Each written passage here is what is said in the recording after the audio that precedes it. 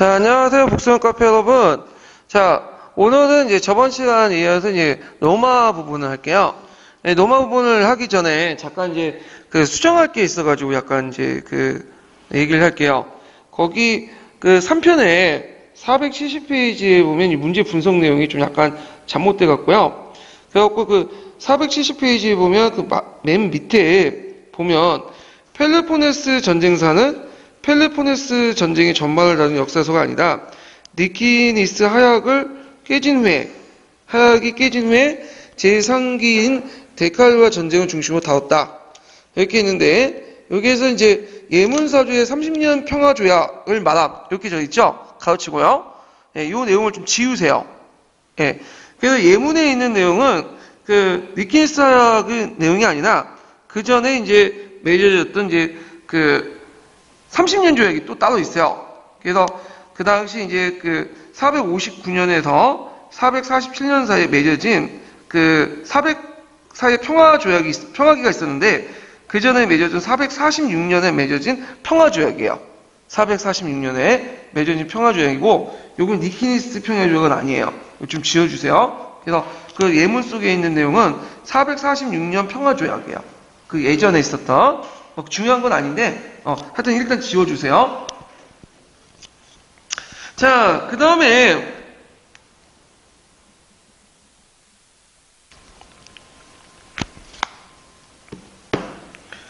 그 본격적인 로마 이제 부분 들어갈게요.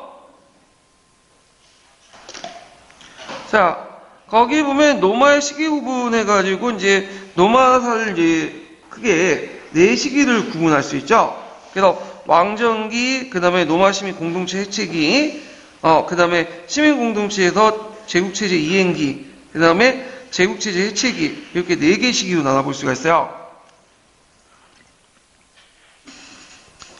자, 왕정기와 이제 공화정 초기, 중기까지는 어떤 시기냐면 이탈리아 반도 통일 시기예요. 그래서 이때는 이제 귀족 중심의 기병에서 중상층 중심의 중장보병으로 주역이 변화됐고요. 그 과정에 시민권이 확대되고 시민법 체제가 확립되고 평민회와 호민간이 신설됐던 그 시기죠. 그래서 혈족 귀족인 부유층 간의 어떤 가도 지배 체제가 형성됐던 그런 체제였다. 그래갖고 이제 이들이 혈족 귀족과 부유층의 상호 간에 결합이 돼가지고 노비데스 계층이 정모강을 독점하고 그 다음에 원로원과 백인회를 중심해가지고 그 정치를 했던 것이죠. 그래서 왕정이 끝나고 공화정을 했지만 실제 모든 사람이 참여하는 공화정은 아니고요. 일부 사람들만, 상류계층들만, 원료원 중심의 사람들만 참여했던 이런 공화국이었다. 이렇게 좀 기억을 해두시면 돼요. 그 다음에 이런 그 공화국 체제가 그 당시 BC 2세기 포에니 전쟁 이후에 이제 깨지게 되죠. 그래서 그 당시 공화국 해체기는 이제 2기인데 포에니 전쟁 등으로 외정으로 자연농민이 몰락되면서 무상계급을 고용한 용병들이 등장하고요. 그리고 삼두 정치가 등장하고, 자, 이런 문제점을 해결해서 그라쿠스 형제가 계획을 했지만 결국 실패해서 민중파가 별쪽파가 대집을 불러일으키고, 그리고 전쟁의 성과가 원료인이나 기사계급들이 특정 계급들만 분배돼서 있고, 그다음 대토주의 소유 확대, 한건정물 재배, 이 시기가 이제 2기에 해당하고, 그 다음에 이제 그 3기와 4기는 재정 시기인데, 3기는 일종의 원수정 시기죠. 프리캐스 시기. 그래서 형식적으로는 공화정 시기지만 실제 운영은 재정 그런 형태였는데, 자, 이때 직업군인이 상비군화되고 새로운 기사계급이 등장하고요. 관료제 업무의 전문화, 오연제 시대 이런 것들이 있었다. 그래서 오연제 때는 이제 로마 최고의 정성기죠. 이때 공세에서 방어체제로 전환됐다. 자, 마지막으로는 제국체제 해체기죠. 그래서 이때부터는 이제 동인의 제라고 하죠. 동방군주제를 적극적으로 받아들여서 형식적으로 남아있었던 그 당시 그 공화국 체제를 쳐부시고, 없애고, 이제 완전하게 그 제정으로 넘어가는 시기인데요. 이때는 이제 로마가 약화돼서 이민족의 침이 많았고요. 그 다음에 항실재정이 악화되고, 상품경제체제가 하차되고, 콜로나투스 제도라는 것들이 확산되죠. 그리고 기독교와 동방교회가 확산되고 기독교가 국교화되는 시기. 이렇게 이제 볼 수 있어요. 그래서 첫 번째 시기는 공화정 초기, 두 번째는 공화정 후기, 세 번째는 재정 초기, 그 다음 네 번째는 재정 후기. 그 네 식으로 이렇게 구분했다. 이렇게 지금 기억을 해두시면 될 것 같아요. 자, 그러면 뒤에 넘어가서 그 로마 초기의 이제 반도 통일 부분을 볼게요.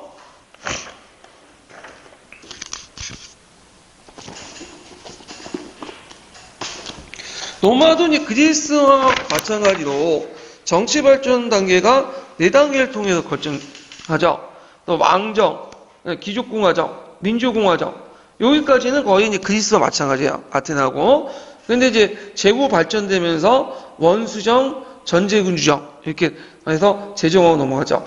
공화정은 여러분도 알다시피 많은 사람들이 통치하는 다수가 통치하는 시기고 제정이라는 건 황제가 통치했던 시기죠. 그래서 이 제정도 크게 이제 원수정하고 전제군주정 이렇게 두 가지 나눠볼 수 있는데 원수정이라는 것은 겉으로는 공화국이었지만 실제로는 제정 운영 형태고요.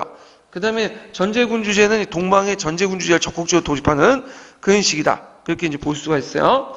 자, 그러면 로마의 건국을 이제 볼게요. 로마는 이제 건국 신화를 보면 어떻게 되어 있냐면 그 당시 이제 그 로마의 건국 신화를 보면 그 트로이 영웅이었던 그 에나우스의 후손이 그 두 명의 쌍둥이에 있었는데 이게 노무누스와 레무스죠. 이 노무누스와 레무스가 어릴 때부터 버려져 갖고 늑대의 젖을 먹고 살았다고 그래요. 그래갖고 나중에 이제 이 두 대 위에서 로마가 건국됐다. 그래서 이 로마라는 명칭 자체가 노무누스와 레무스의 각각의 그 뭐냐면 이름자를 땄다는 그 설이 있어요. 그래서 초기 때는 이 로마가 그 왕정 국가였어요. 왕이. 1대 왕부터 해서 6대 왕까지 왕정 국가였고, 이 왕은 라틴족 왕이 아니라 그 북쪽에 있는 에툴리아 계통의 왕족이었어요. 그러니까 일종의 식민왕국이었다 보시면 되겠죠.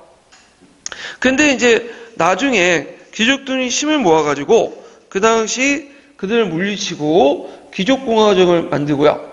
결국에는 이제 로마를 이제 그 로마 라틴족들이 이제 통치를 하게 되죠. 그럼 왕족 시대 때 그 내용을 볼게요.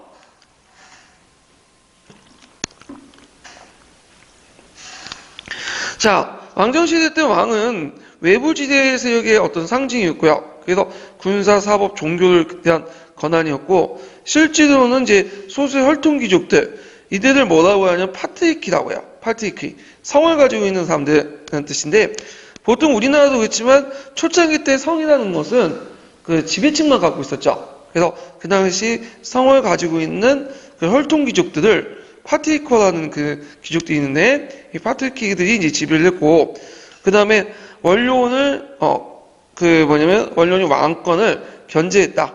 그래서 간섭법 왕을 처벌할 수 있는 군한도 가지고 있었다는 거죠. 자, 사회계층은 평민들이 있고 혈통귀족 이렇게 두 개로 나눠볼 수 있고요. 그리고 경제적 자립이 없는 자들을 피오민으로 삼을 수 있는 것도 있었다. 이 피오민 제도를 이제 나중에 이게 로마 때까지 쭉 지속이 돼요.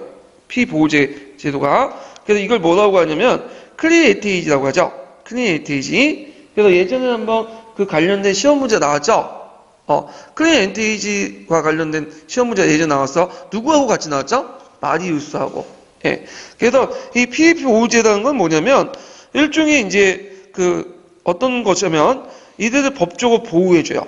법적으로. 그래서 그 당시 지배자들이 그 당시 경제적 자유 없는 사람들을 뭐냐면 법적으로 보호해주고 그들을 이제 보살펴주고 생계도 뭐냐면 그 여러 가지 제공해주는 그런 사람들 그런 제도를 피보호제 이렇게 기억을 해두시면 될 것 같아요. 그래서 이제 그 당시 혈통귀족들은 이렇게 경제적 자립이 없는 피오민들을 피보호제 그 당시 클리엔테이지를 통해서 그 바탕으로 세력을 기반으로 하고 있었다. 이렇게 기억을 해두시면 되고 자, 그 당시에 귀족들이 너무 권한이 커지니까 세르비우스 왕이 군제개혁을 했어. 그러니까 이거 군제개혁은 단순히 이제 뭐냐면 그 귀족들의 세력을 그러니까 군대 개편이라는 의미보다는 이 군대 개편을 통해서 뭐냐면 자신의 왕권을 강화하고 귀족 세력들을 약화시키는 목적이에요. 어떤 군제개혁을 했냐? 귀족들은 그 당시에는 주로 뭐였죠? 기사였죠? 이렇게 기병을 통해서 이제 뭐냐면 자신들의 이제 권한을 커져 나갔는데 이제 기병이 아니라 뭐냐면 그 밀집 대응 중심의 중장 보병 중시로 바뀌게 돼. 그러면서 이걸 바탕으로 해서 나름대로 왕권을 강화시키려고 했다. 왜냐면 이 중장 보병 밀집 대응은 귀족들이 중심으로 하는 게 아니라 누가 중심인 거야? 평민층이 주도를 하는 거죠. 그래서 이런 개혁을 이제 통해서 하려고 했고, 그 다음에 이제 이 과정에서 이제 뭐냐면 그 당시 백인대 같은 것도 있죠. 예. 그 다음에 이제 백인대 기원이 이제 그때 만들어지게 됐어요. 그리고 이제 인민회 뭐 이런 것들이 만들어지는데 이건 좀 나중에 설명할게요. 예, 이 부분은. 자, 그 결과 이제 혈통귀족들의 반발로 왕이 퇴위당했고 결국에는 무슨 귀족제는 공화정으로 넘어가는 귀족공화정으로 넘어가게 돼요. 예. 그래서 이제 그 6대까지 이제 세르비스 왕에까지 그 위에서 에툴리아인들이 지배가 있었고 이때 이제 세르비스 왕을 쫓아내고 이 귀족공화정이 이제 세워지게 되죠.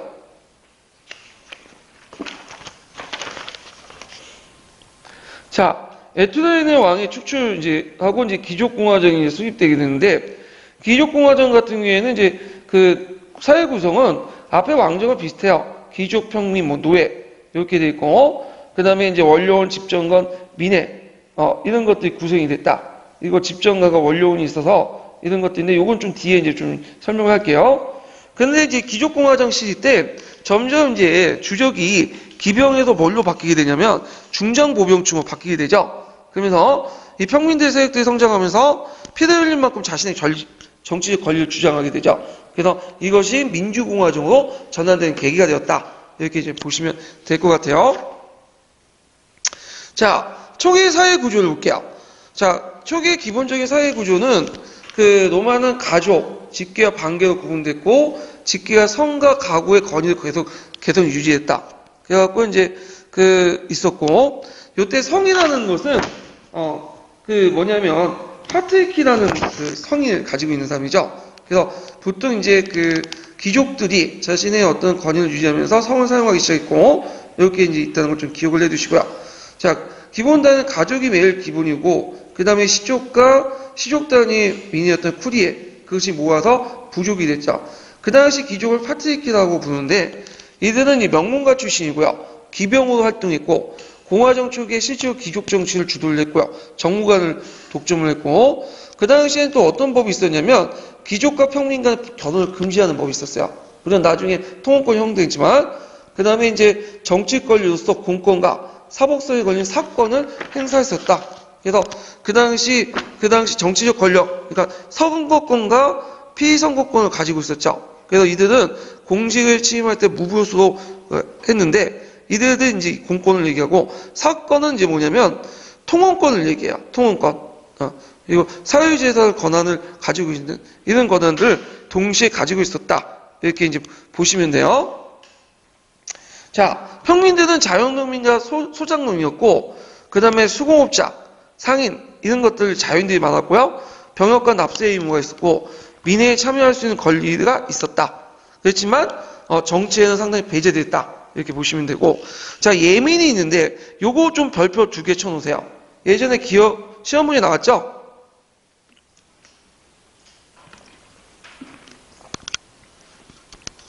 그 아까 처음에 이제 언급을 했지만 그 당시에는 무슨 제도가 있었냐면 클리엔테이지라는 제도가 있었어요.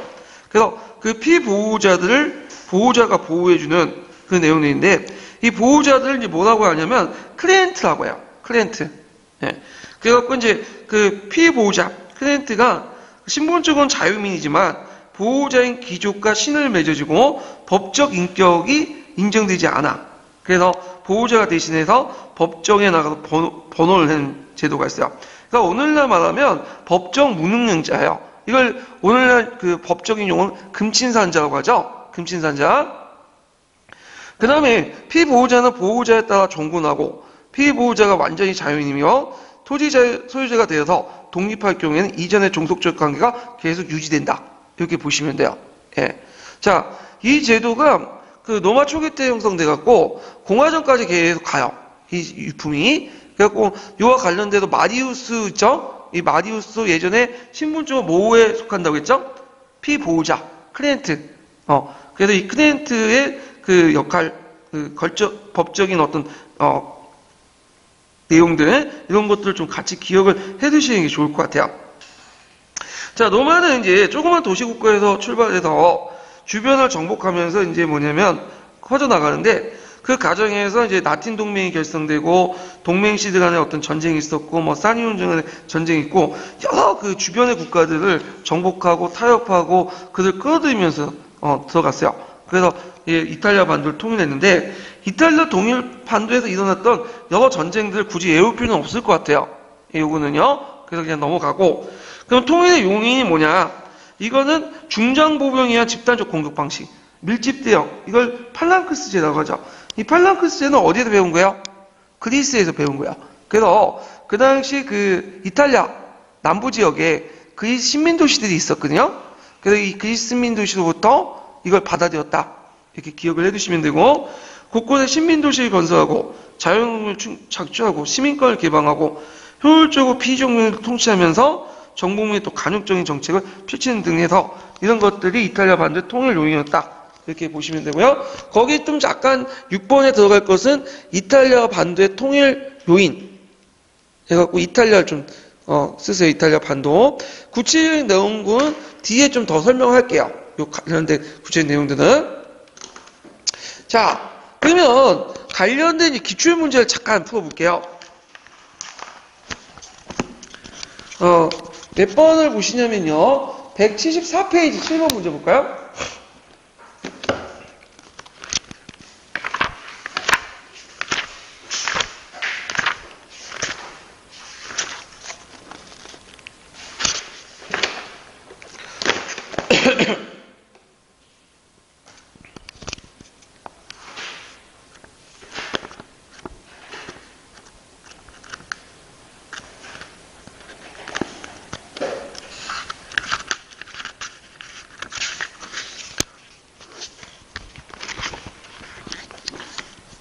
자, 다음은 로마전 공화정 초기의 공화정기의 사회에 관한 읽기 자료다. 가에 들어갈 용어를 쓰고 밑줄친 기역에 한 민의 이름을 쓰시오. 그리고 자료 밑줄친 니은과 디귿에 해당하는 내용을 각각 쓰시오. 자, 여기에서는 이제 다른 것은 나중에 이제 풀어보기도 하고, 여기 가와 관련된 용어만 쓸게요. 자, 가는 로마 사회의 특이한 존재다. 이들은 자유인이었으나 보호자인 귀족과 신의로서 맺어졌다. 보호자는 이들에게 토지와 사업, 정치, 재정적 지원, 법정에서 보호와 같은 다양한 지원을 제공했다.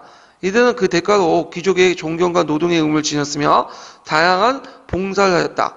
양자의 관계는 상호 간의 이익이 됐으며 신의회에서 더 강화됐다. 그리고 여기에서 이제 가해의 인물, 이제 그 다음 예문은 마리우스와 관련된 그런 내용이에요. 그래서 그 마리우스도 예전에 젊었을 때 누구의 피보호자였어요? 메트로스 가문의 피보호자였다. 그 내용인데, 그러면 가에 들어갈 곳은 뭘 써야 되겠어요? 클리엔테이지 이렇게 쓰면 틀리죠. 클리엔테이지는 보호자와 피보호자 간의 그런 관계의 제도와 관련된 내용이고, 여기에는 피보호제에 한정돼서 얘기했죠. 그냥 클리엔테스라고 써야 돼요. 클리엔테스. 예. 그래갖고 요 클리엔테스는 피보호자에 들어가는 거죠. 그래서 이 클리엔테이지 제도는 그 당시 이제 로마 초기 때 형성되었고 쭉 지속이 됐다. 공화정 말기 때까지 이런 것들을 볼 수가 있겠죠. 나머지 부분은 이 마리우스와 관련된 병제개혁편과 관련된 부분은 좀 이따 풀어볼게요. 자, 그 다음에 이제 뒤에 넘어가서 평민권의 확대를 보죠. 평민권의 확대. 자, 평민권의 확대는 이제 BC 5세기에서 이제 BC 3세기 때까지 그건데, 요 배경을 이제 보면 평민들의 경제적, 군사적 역할이 증대됐다는 거죠. 그래서 이탈리아 반도 통일기에 그 당시 그 평민들은 중장 보병으로 활동했고, 이 과정에서 자기가 이제 많은 피를 흘렸죠. 그래서 귀족과 평민 간의 어떤 그 정치적 권력을 둘러서 대립이 일어나죠. 결국에는 그 귀족들도 어쩔 수 없이 그들의 권력을 인정해주죠. 그래서 이 당시에 이탈리아 판도 통일 시기에 중장보병을 평민들이 참여함으로써 평민들의 어떤 권한 또한 높아지고, 그 과정에서 여러 가지 입법 정치 등이나 기구들 이런 것들이 만들어졌다. 이렇게 좀 기억을 해두시면 될 것 같아요. 자, 그럼 내용을 보면요. 자, 거기에 보면 이제 가정을 보면 호민관이 설치가 있죠. 무슨 사건을 계기로 해갖고 호민관이 설치했죠? 그 당시 이제 성상사건을 계기로. 이 성상사건이라는 건 뭐냐면 이 당시 이제 그 호민관이 설치된 그 계기가 됐던 성상사건은 그 당시 이제 그 평민들이 여러 가지 권리를 주장하니까 귀족들이 그거에 대해서 이제 들어주지 않아요. 그래서 BC 494년에 그 당시 평민은 성상을 모여가지고 농성하면서 여러 가지 요구 조건을 내걸었죠. 그래갖고 만약에 요구 조건을 들어주지 않으면 새로운 폴리스를 만들겠다. 그러니까 어쩔 수 없이 귀족도 그 당시 이 요구 조건을 받아들이고 이를 계기로 해가지고 호민관직이 창설됐어요. 그래서 네 부족당 한 명씩 호민관을 소출하되어 있죠. 그래서 결국 호민관 수는 점차 늘어나서 10명 정도 되었다고 해요.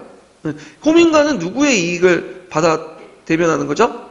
평민들의 이익을 대변하는 간직들이죠. 그래서 성상사건 이후에 호민관이 설치됐다는 거 좀 기억을 해두시고, 그 다음에 이제 평민회가 좀 이따 설치되고요. 그 다음에 평민회가 이제 부족회로 확대 개편되죠. 요 부분은 좀 이따 설명할게요. 노마의 민회 할 때요. 자, 그 다음에 이제 12법의 제정을 볼게요. 노마법은 나중에 좀 다뤄 설명하겠지만 원래는 불문법이에요. 초창기 때는.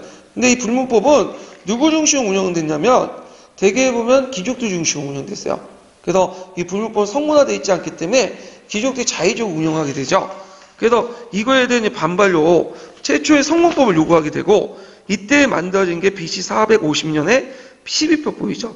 그래서 이 12법을 통해서 노마의 최초의 성문법이 성립됐다. 예. 그래갖고 그 내용들을 보면요. 지금 입장 볼 때 그 내용들은 그렇게 근대적 의미는 다 가지고 있지는 않아요. 예. 그래서 주로 이 내용들 보면 가부장적인 국가 형태가 그대로 있고, 그래서 가부장적인 권한이 거의 무제한이고, 그 다음에 또 평민과 귀족 간의 통혼금지와 같이 통혼금지 규정 같이 양자 간 차별도 뚜렷이 있고, 이런 여러 가지 한계도 있지만 나름대로 의미가 있는 게 뭐냐면 성문화됐다는 거죠. 그래서 이 성문화됐기 때문에 나름대로 뭘 할 수 있었다? 그 다음에 귀족들의 자의적인 법 운영을 최소화시킬 수 있었다. 이런 데 의미가 있는 거죠. 그래서 이 시위법법은 예전에 어디에 나오냐 역겨운 문제에 나왔어요. 개념학습할 때. 기억나세요? 예. 그래서 나올 가능성이 있어. 이 부분은.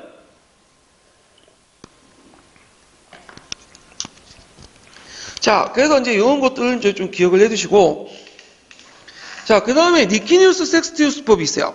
자, 니키니우스 섹스티우스법은 뭐냐면 김영란법처럼 사람 이름을 딴 거죠. 누구와 누구의 법이죠? 니키니우스하고 섹스티우스 두 명이 입안한 법이기 때문에 니키니우스 섹스티우스법이라고 하는데 그 내용이 크게 두 가지가 있어요. 하나가 집정관명을 부유한 평민층에서 선발한다. 예, 여기 한자가 빠졌죠. 부유한 평민층에서 선발한다. 그리고 평민도 원료원에 진출할 가능성이 있다라는 거죠. 예. 그래갖고 이때부터 이제 부유한 평민층들이 원료원이나 여러 가지 정무직 간직에 들어가요. 이 정무직 간직은 나중에 좀 얘기하겠지만 집정관을 비롯해서 변무관, 재무관, 평민간직, 재무관 등 여러 가지 공무원 간직, 공무원이야. 행정부를 구성하는. 그래서 나중에 이제 그 사람들이 집정관이나 변무관이나 재무관 등등등이 퇴직 후에 어디에 들어가냐면 원료원에 들어가요. 예. 그래서 부유한 평민들과 그 다음에 종전의 혈통귀족들, 파트리키와 결합이 돼갖고 그때 만들어진 새로운 계층이 어떤 계층이죠? 노비데스 계층이죠? 그래서 이 노비데스 계층이 원료원을 장악하고 결국엔 노비데스 계층이 곧 원료원 계층이 되는 거야. 예. 그래서 우리가 보통 이제 노마공화정 할 때 귀족공화정에서 민주공화정으로 바뀌었다고 하는데 이때 민주공화정은 엄밀히 말하면 그리스식의 직접 민주주의 정신은 아니에요. 예. 그래서 모든 사람들이 동등하게 참여하는 건 아니고 주로 이제 누가 많이 참여했냐면 누가 주도한 원료원 계층들, 그러니까 노비데스 계층들이 주도한 공화국이죠. 일종의 원료원 중심의 가도 지배 체제 이렇게 보시면 돼요. 자, 그리고 이제 귀족들 대토지 소유를 제한하는 법을 통과시켰죠. 그래서 자유운동을 보호해주고 그런 것들이 이제 있었다. 근데 이제 이거에 대해서 이제 좀 각계에서 이제 다른 견해도 있어요. 그래서 이거는 BC 2세기 때의 그 관련된 내용들을 그 뒤에 소급해서 적어놓은 거다라는 설도 있어요. 이 귀족들이 대토지소 제안을 시대적으로 맞지 않다는 거지. 그 공화정 말기 때 내용을 그 당시 여기 니키스 섹스티우스법에 예전에 4세기 때 BC 4세기 때 법률제도에 집어넣었다. 근데 우리는 뭐 그런 게 있구나 하고 넘어가시면 돼요. 서강에 있는 내용이니까 소개해드렸고, 그 다음에 이제 호르테시우스법 있죠. 자, 이 호르테시우스법은 좀 외워두세요. 니키스 섹스티우스법과 호르테시우스법은 예전에 기초에 나왔던 건데, 호르테시우스법은 BC 272년에 만들어졌던 거죠.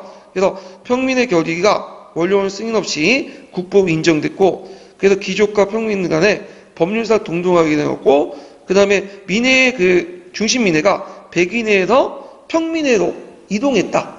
기억을 해두시면 돼요. 그래서 예전에는 평민해가 결의를 하면, 이때는 부족해라고 하죠. 부족해가 결의를 하면, 그게 뭐냐면 원료원이 꼭 비준을 받아야 됐어. 근데 문제는 원료원들 노비데스 계층들이죠. 그래서 자기들의 이해관계와 관련되어 있는 그 법이 통과되면 거부를 내푸는 거야. 그래서 실제로 평민의 그 부족해들은 주로 어떤 법들만 제정을 했냐면 평민과 관련된 법들만 제정한 거야. 그래서 전계층조 동등하게 적용될 수 있는 법이 그 당시에는 적용이 안 됐거든요. 근데 이 호르테시우스법을 통해서 평민의 결의가 원료원 승인 없이 국부 인정을 내면서 이제 모든 계층들에게 적용될 수 있는 법을 만들게 돼요. 그러면서 귀족과 평민단의 법률상 동등화가 이루어지게 되고, 여기에서 그 후에 이제 호르테시우스법을 계기로 해서 민해의 권력 방향이 어디로 넘어갔다? 백인해에서 평민해로 권력이 이동하죠. 부족해서. 예. 요거는 이제 뭐냐면 노마가 확장하는 과정에서 군대를 기준으로 했던 백인해는 좀 뭐냐면 힘들어. 왜냐면 백인해 같은 경우에는 어떤 문제점이 있냐면 여기 이제 투표를 하잖아요. 근데 어디에서 하냐면 부대에서 해요. 부대에서. 부대에다 이제 편제했기 때문에. 근데 부대가 그 노마 주변에 있는 게 아니라 노마 팽창을 하면서 저쪽 변경지대로 많이 확산되죠. 그러다 보니까 그 당시 교통이나 통신이 발달하지 못했기 때문에 뭐 투표를 하고 투표를 한 다음에 그 투표지를 가져가고 검토를 하고 하는 게 실제로 불가능해. 그러다 보니까 그 노마와 그 노마 주변에 중심으로 한 그 트리푸스를 중심으로 한 지역 단위의 평민에서 결정하는 게 제일 좋아요. 그래서 백인에서 물로 이동했다, 평민의 권력 이동하는 계기가 됐던 법이 이 호르테시우스법이다. 좀 기억을 해두시면 될 것 같아요.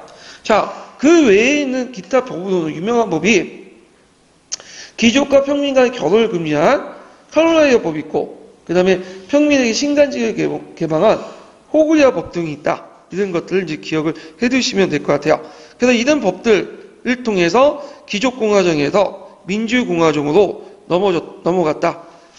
그렇지만 이게 주의할 것은 이 민주공화정으로 넘어갔다 해서 모든 사람들이 그 동등하게 참여한 공화정이 아니라 일부 어떤 계층을 주도한 노비데스, 원로원 계층들이 주도한 공화정이었다. 이렇게 좀 파악을 해두시면 될 것 같아요. 자, 그 다음에 이제 그 노마의 권력 구조를 좀 볼게요. 118페이지 넘어가서 482페이지.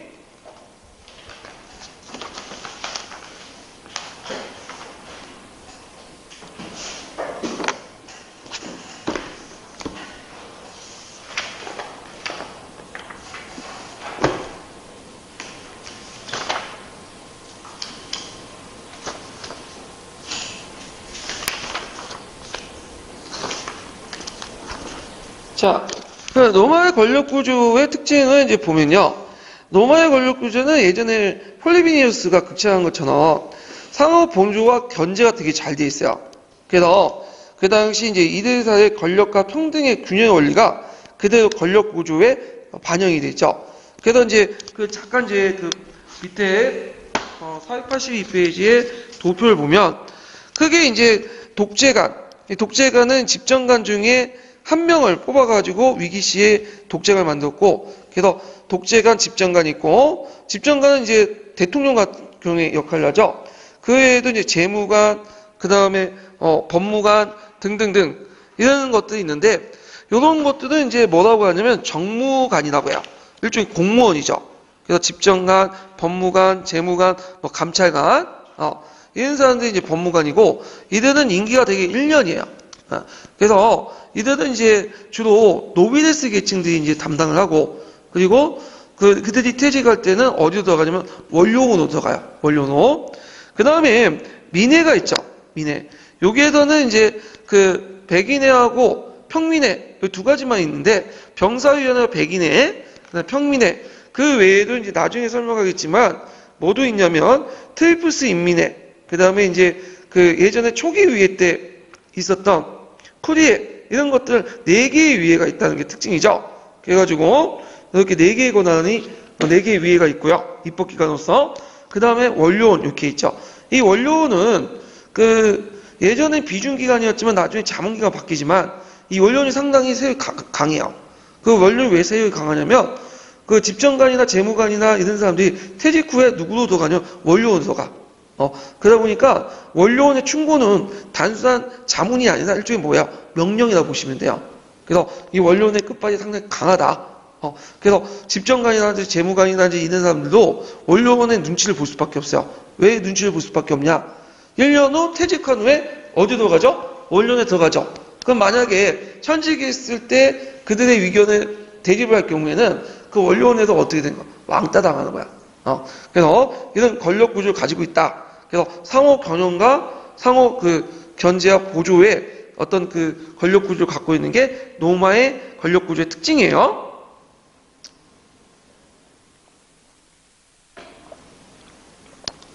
자, 그러면 이제 보죠. 정무관은 이제 임기 1년이고 민회에서 주로 이제 선출했는데, 이 정무관 중에 이제 제일 높은 자리가 뭐냐면 집정관이에요. 예. 집정관은 행정 군사의 대권을 장악하고 있고요. 원료원의 협의에서 민회를 소집할 수 있고, 그 다음에 비상시에 집정관이 2명이거든요. 2명 중에 1명을 독재관으로 임명할 수 있어요. 임기가 6개월이야. 그러면 집정관을 왜 2명을 임명했을까요? 집정관 2명인 거는 1명한테 권력을 주면 어떻게 되겠어요? 권력이 강화되겠죠. 상호 견제에 의미에서 집정관을 2명 임명했다. 이런 것들 좀 기억을 해두시는 게 좋을 것 같아요. 그래서 이 집정과 관련된 내용이 이제 01년 기출문제에 나왔어요.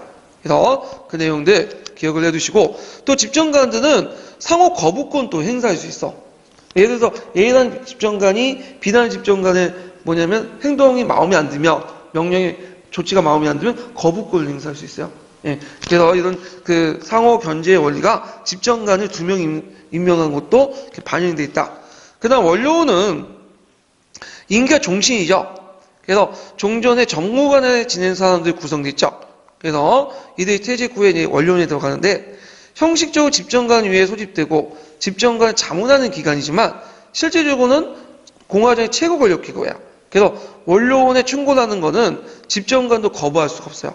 왜 그럴까요? 집정관이 아까 전에 퇴직 후에 누가 들어간다? 원료원에 들어간다고 했죠? 예, 이런 것들 연결시켜서 이제 보시면 돼요. 그래서 그 아까도 언급했지만 그 로마의 공화정, 민주공화정은 누구 중심의 공화정이다? 원료원 중심의 공화정이었다. 이렇게 보시고요. 원료원들은 누가 주로 차지했냐면 로비네스 계층이 주로 차지했어요. 예. 자, 그 다음에 이제 평민들의 의견을 대변하는 간직이 호민관이죠. 성상사건 이후에 만들어진 그 간직인데, 자, 요런 호민관은 평민에서 선출됐고요. 평민의 이익을 옹호했고, 정무관이나 원료원의 결정을 거부할 수 있는 권한이 있어요. 그래서 나는 거부한다. 무슨 것을 권한을 갖고 있냐? 비토권을 가지고 있죠. 이 비토의 어원이 여기서 나온 거죠. 그 다음에 만약 호민간의 신체를 훼손할 경우에 이 사람 곧바로 사형이야. 그래서 신체와 생명은 불가침한 권한이 있다. 그래서 호민간에게 그 폭력을 행사하면 재판 없이 그냥 사용시킬 수 있어요. 그래서 이 호민관은 평민 세력의 신장과 함께 학대했고요. 처음에 각 부족당 그 4명씩, 1명씩 뽑아서 4명으로 구성되어 있지만 10명 정도 학대됐죠. 예. 그래서 이제 이 호민관은 그 당시 정무관을 견제하는 그런 역할을 했다. 그렇지만 이제 한계도 있어요. 호민관은 이런 군사적 권한이나 행정적 권한이 없어. 그래서 좀 소극적인 역할만 해요. 실질적으로 군사적이나 행정적 권한이 별로 없기 때문에 소극적인 역할을 머물렀다. 이렇게 좀 기억을 해두시고, 근데 이제 그 호민관의 출신들 보면요, 상당히 호민관 출신은 평민들만 있는 것 같죠. 그런데 평민들은 조금밖에 없고 되게 부유한 평민들이 거의 그 호민간직을 차지해. 그러니까 우리가 알고 있는 그라쿠스죠. 그라쿠스도 호민간지를 통해서 이제 개혁을 하려고 했던 사람이에요. 예. 그래서 이제 호민간 좀 기억을 해두세요. 그 다음에 로마의 입법기관을 볼게요. 로마의 입법기관은 크게 이제 네 가지가 있죠. 초창기 입법기관은 쿠리아에, 그 다음 백인을 병사회라고 또 하죠. 그 다음에 이제 그 부족회, 평민회라고 하죠. 자, 평민회가 있고, 그 다음에 또 하나가 인민회. 이렇게 네 개가 있어. 그러면 요게 이제 예전에 한번 시험 문제에 백인회와 관련된 문제가 나왔기 때문에 보면요. 제가 이걸 어디에다 설명해 놨냐면, 그 기출문제 분석집을 잠깐 볼게요.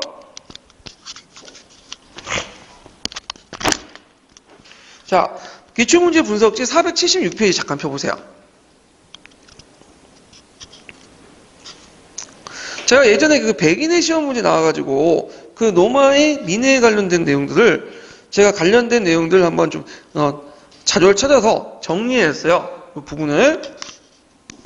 자, 476페이지 한번 보죠.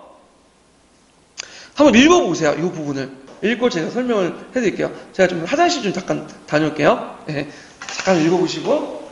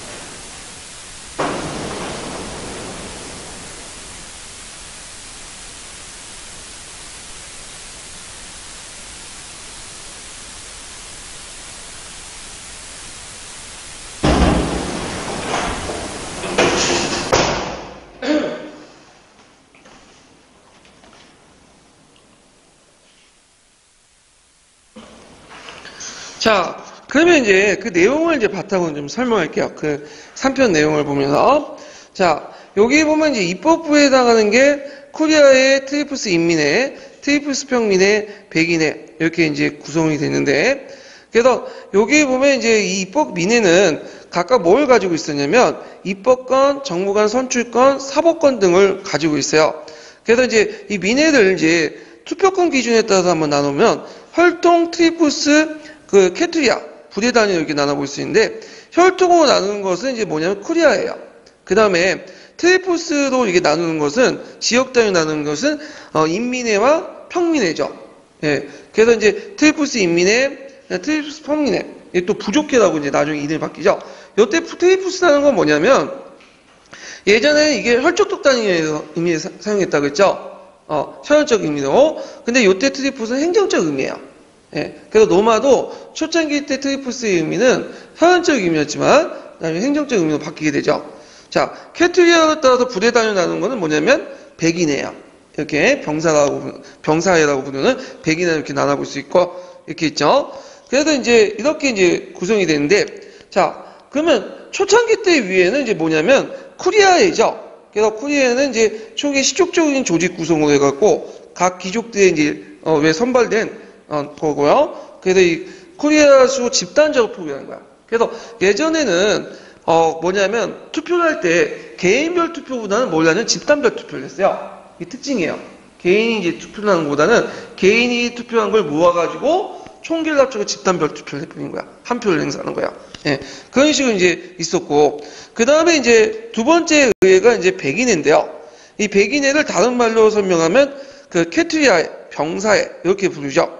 백인에는 아까 이제 설명한 것처럼 여러 가지 설이 있지만 초기 왕정 시대였던 6대 세르비스 툴리우스 왕 때 만들었다고 그래요. 그래서 군대 조직을 바탕으로 한 민회인데요. 그래서 이제 보통 백인회 이렇게 하면 100명 단위로 이렇게 구성된 거 있지만 실제로 그거는 상징적인 숫자뿐이고 요 백인회에서 꼭 한 개 그 부대 안에 100명이 구성된 건 아니에요. 예, 그 안에는 이제 그 수에 따라서 여러 명, 수만 명도 수천 명 이렇게 구성될 수 있고, 자, 백인회는 어떻게 구성이 됐냐면 193개의 대대로 구성돼 있죠. 그래서 193개 대대를 각각의 이제 뭐냐면 신분 구분 없이 재산의 정도에 따라서 다섯 등급으로 나눠요. 그래갖고 이제 그 재산 등급에서 무장 기병, 그 다음에 중장 보병, 경보병, 등등 이렇게 다섯 등급으로 나누는데 193개 백인대로 구성되어 있다는 거죠. 그래서 백인대 그 구성을 제가 한번 표도 만들어 봤어요. 478페이지 잠깐 펴보세요. 자, 백인대 구성은 여기 보면 되게 신분에 상관없이 재산별로 이렇게 구성됐다고 하지만 실제로 이제 신분이 높으면 높을수록 뭐가 많죠? 돈이 많죠? 그래서 거의 비례한다고 보시면 돼요. 네. 거기에 보면 이제 기병 집단이 있어. 기병 집단이. 그래서 기병 집단은 이제 뭐냐면 기사라고 하는데 우리가 중세시대 기사 계층이 아니라 이건 말을 모르는 사람. 그래서 말을 소유하고 전쟁 때 말을 이끌고 싸우는 사람들 기사라고 하죠. 그래서 보통 기사도 두 개 계층으로 나눠요. 상위 계층은 노비데스라고 하죠. 노비데스는 그 당시 원룡 계층이라고 하고 혈통 기축과 기사 상층이 결합돼서 만들어놨어요. 그래서 있고 이들이 정무관을 독점하죠. 그 다음에 그 밑에 노비데스 상위 계층 기사라고 하는 계층인데 이런 에키테스 계층이라고 하죠. 예. 그래서 이 에키테스 계층은 기사 중하층이에요. 이 에키테스 계층은 로마 공화정 말기 때 세력을 확대해서 이 중에 일부가 돈을 모으면 어느 계층으로 점프가 돼요? 노비데스 계층이 돼요. 그래서 이 노비데스 계층과 에키테스 계층은 서로 대립된 측면도 있지만 또 뭐냐면 서로 경제적으로 사회적으로 상위 신분이었다. 이거 상호 이동이 가능했다. 이렇게 보시면 돼요. 그 다음에 보병을 볼게요. 보병 중에 핵심 보병이 중장보병이죠. 이 중장보병은 자영농민층으로 구성되어 있고 그 다음 아시드위 계층이라고 하죠.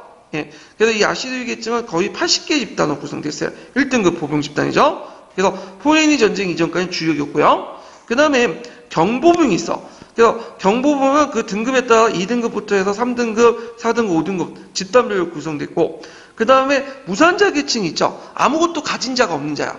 그래서 이들을 프롤레타리아라고 해요. 프롤레타리아. 우리가 지금 프롤레타는 누굴 뜻하죠?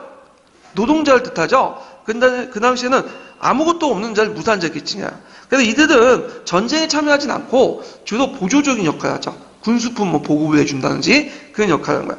그러면 여기에서 이제 193개는 프롤레타를 제외한 그 노비데스에서 경보공 이렇게 이제 단계인데 대개 보면 이제 요 백인데도 뭘로 하죠? 집단별 투표를 해요. 집단별 투표. 예. 그래서 집단별 투표를 하기 때문에 그 뭐냐면 193개 뭐냐면 표가 그러니까 한 집단마다 한 표씩 행사해서 193개 표가 되는 거죠. 그러면 투표를 할 때 실질적으로 어떤 계층의 표까지만 유용할까요? 노비데스 계층부터 기사 계층에서 중장 보병까지 1등급 표까지. 그럼 얘네들의 표는 몇 개가 되는 거야? 98개의 표가 되는 거죠. 그리고 나머지 애들은 합쳐봤자 몇 개죠? 80개밖에 안 돼. 그래서 실제 투표는 중장 보병층까지만 투표한 것과 유효하고 나머지 표는 거의 사문화됐다 보시면 돼요. 그러면 이 백인대는 누구와 누구의 결합인가? 노비데스가 주도하고 실제 중장복이 거의 참여하는 형태야. 예. 그래서 이렇게 재산별로 뭐냐면 투표 형태가 백인대였다. 이렇게 지금 기억을 해두시면 돼요. 자, 그럼 백인대에서 이제 좀 더 얘기를 할게요. 자, 그 3편 476페이지 다시 돌아가서 자, 거기 이제 백인대 자격 구성을 얘기했고 몇 페이지 두 번째 단락 거기 쭉 내려가면 그 수공업자들 제2등급 자격 공병을 종군했다. 거기에서 이제 쭉 읽어볼게요. 자, 백인에는 종전의 신분 중심의 쿠리아와 달리 중장보병을 중심으로 모든 시민을 시민군으로 편성하여 혈통이나 신분이 아니라 재산 소유가 군 편제와 계급 구분의 기준이 되었다. 투표 방식은 개인별 투표가 아니라 정통적인 투표 방식인 100인대 단위의 집단별 투표였고요. 각 집단별로 한 표씩 행사를 했죠. 그래서 그러나 무장 기병, 중장보병 1등급까지 그 가반수인 98표였기 때문에 나머지 2등급 이하의 투표 결과는 의미가 없었죠. 그래서 100인대는 원래는 군사적 목적에 출발했지만 시간이 지나면서 초기 위했던 그 귀족 중심의 파트리키 중심의 쿠리의 권한을 이양을 받아서 정치적 영향을 확대되고 법 제정, 집정과 같은 주요 공직자들을 임명하거나 사법 기능을 행사하거나 전쟁과 강화 결정을 하는 등 중요한 역할을 했죠. 근데 무슨 법을 계기로 해갖고 이게 넘어갔죠? 호르테시우스법. 그래서 호르테시우스법을 계기로 해갖고 주요관이 트레푸스의 부족회로 넘어가게 돼요. 그래서 이 백인대의 의회가 이제 서양사 개론에 있는 걸 제가 적어놨는데 한번 보면 백인회는 평민들에게 형식적 국정에 참여할 수 있는 기회를 주고 신분과 혈통의 구분에 차이를 두지 않게 함으로써 시민 전체의 일체감을 부여해주는 상징적 기능을 하죠. 그런데 실질적 운영은 누가 주도했냐면 원로원 계층들이 다 장악을 했어요. 그래서 일반 시민들은 그 아테네 민회에 직접 참여한 것과 좀 다른 대조적인 모습을 보이고 있다. 일반 시민들이 직접 참여하는 아테네 민회와 좀 성격이 다르다. 자, 그래서 이런 내용도 좀 기억을 해두시면 되고요. 그 다음에 여기에 좀 더 살펴볼 것이 뭐냐면 트레푸스 인민이에요. 예, 우리가 트레푸스 인민은 참 잘 알려지지 않고 있어요. 근데 이 트레푸스 인민에도 하나의 민회예요. 이 트레푸스 인민을 좀 보면 이것도 이제 백인대와 마찬가지 6대 세르비스 툴리우스 왕 때 병력 동원과 징수 목적으로 설립된 건데 처음에는 이제 현안적 구조가 구성돼 있죠. 귀족 중심 운영됐다가 나중에 이제 그 트레푸스가 행정적 의미도 바뀌게 되죠. 그리고 평민권이 신장되고 15부 이후에 이 민회는 귀족뿐만 아니라 모든 계층이 참여한 민회로 바뀌고 그 다음에 이제 중심도 그 귀족이 아니라 평민들을 중심으로 옮기게 돼요. 그래서 이 트레푸스 인민회는 주로 20개 행정부족으로 개편되고 그리고 로마가 확정되면서 이제 35개 트레푸스로 개편돼요. 그래서 이제 그 주요 역할을 보면 정부안을 설치하거나 입법, 재판 기능 등등 하는데 근데 이제 그 민회의 비중이 좀 적었어. 그래서 예를 들어 백인회는 집정 같은 고급 전문가들 선출하는 반면에 트레푸스 인민회는 하위 행정직 같은 걸 선출해요. 그래서 백인회가 오늘날 법에 해당하는 제정했던 트레푸스는 조대 정도 이렇게 하는. 그러니까 우리식으로 좀 비유를 하자면 우리가 국회가 있죠. 그러면 또 뭐가 있죠? 그 밑에 지방의회가 있잖아요. 지방의회 정도? 요 정도 이제 격이 좀 낮은 의회다. 이렇게 좀 기억을 해두시면 돼요. 그 다음에 이제 또 볼 게 뭐냐면 부족회 또는 트레푸스 평민회 이렇게 이제 부르는 그런 것들인데 자 거기 세 번째 단락 볼게요. 자 트레푸스 평민회 부분을 읽는데 이 트레푸스 평민회는 성산사건 이후에 성립된 초기 평민회 성산사건에 성립됐는데 초창기 평민회는 신분투쟁을 벌였던 평민들이 쟁취한 미예요. 그래서 당연히 이 평민회의 명칭에도 마찬가지로 뭘로 구성되어 있죠? 평민회로 구성되어 있어요. 그런데 BC 471년에 포폴리스법이라는 게 있어요. 이 포폴리스법에 의해서 트레푸스 평민회는 개편돼요. 이걸 이제 또는 부족회라고 또 부르죠. 그래서 지역 단위로 모든 지역에 있는 사람들이 참여할 수 있는 민회로 전환돼요. 그래서 평민부터 귀족 계급까지 이제 참여할 수 있는 민회로 바뀌는데 중요한 권한은 홍미관을 설치하고 제한된 입법권을 행사했다. 주로 이제 초기에는 평민의 결의에서 평민들에게만 적용되고 귀족들의 구속이 없었지만 그 당시에 이제 호르테시우스법에 의해서 모든 사람들이 적용할 수 있는 평민 법으로 만들 수 있는 권한이 생겼고 이 호르테시우스법 이후에 트레푸스 평민회가 주요 권한을 이제 행사하게 되죠. 백인회 대신에. 요 트레푸스 평민회 때는 부족회 때는 모든 계층들이 참여했지만 실제 귀족들의 발언권이 그렇게 세지가 않아요. 왜 세지가 않을까요?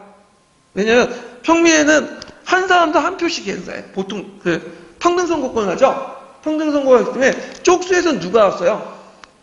귀족보다는 평민들이 많잖아. 그러다 보니까 귀족이 참여해도 실제로 누구의 목소리가 반영될 수밖에 없죠?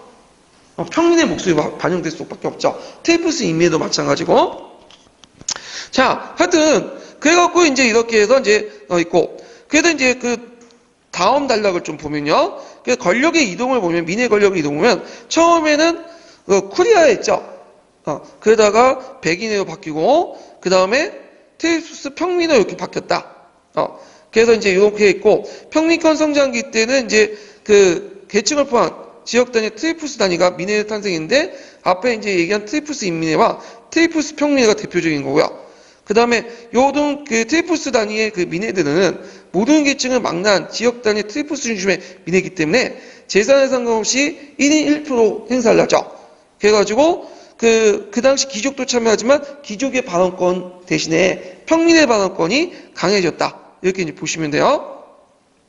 그래갖고 이제 BC 3세기 때 그 백인에서 평민으로 넘어간 또 계기가 됐던 게 뭐냐면 노마의 팽창도 될 수 있어요. 백인은 아까처럼 좀 어디에서 투표하죠? 군대 단위로 투표하죠? 그래서 그 당시 노마가 팽창하면서 노마의 군대도 먼 곳에 배치되고 하니까 실제 투표가 잘 안 돼. 그러다 보니까 노마시를 중심한 트리푸스 중심으로 이런 평민회가 실제 민회의 구실을 했다. 이렇게 보시면 되죠. 그래서 그 당시에 공화정 말기에 들어가면 그 당시 시골의 인구가 농촌의 인구가 어디로 몰려들어요? 도시로 인구 몰려들죠. 무상가 계층이 늘어나잖아요. 그래서 이 무상자 계층들이 트리푸스 평민에 들어가고 1인 1표를 하니까 그들의 정치적 발언권이 상당히 커져요.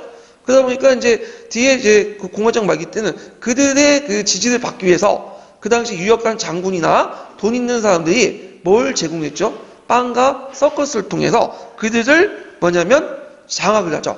그래서 민회가 이때부터는 거의 허수아비가 돼요.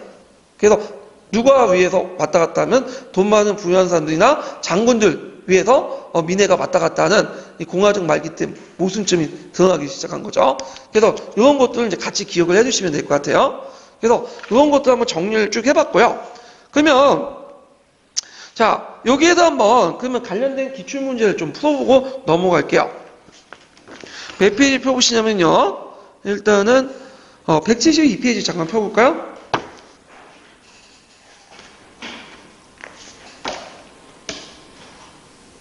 기출문 172페이지.